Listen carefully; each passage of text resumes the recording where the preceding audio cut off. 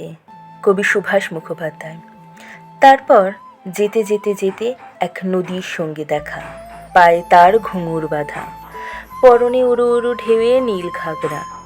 সে নদীর দুদিকে দুটো মুখ, এক মুখে সে আমাকে আসছি বলে দাঁড় করিয়ে রেখে অন্য মুখে ছুটতে ছুটতে চলে গেল।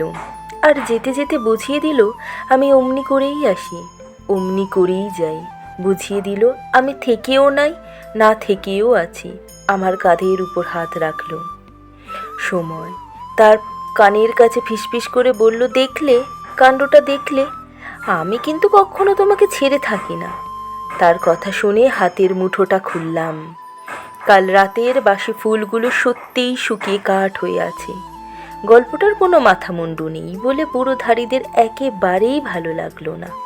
আর তাছাড়া গল্পটা বানানো, পাছে তারা উঠে যায়, তাই তাড়াতাড়ি ভয়ে ভয়ে আবার আরম্ভ করলাম।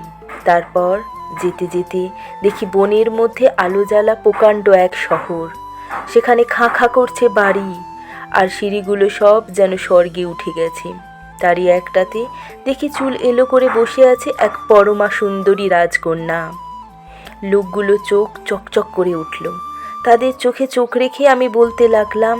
তারপর সেই রাজকন্যা আমার আঙুলে আঙুল জড়ালো। আমি তাকে আস্তে আস্তে বললাম, তুমি আমার আশা, তুমিই আমার জীবন। শুনে সে বলল, এতদিন তোমার জন্যই আমি হাঁ করে বসে আছি। বুড়োধারীরা আগ্রহে উঠে বসে, জিজ্ঞাসা করল, তারপর?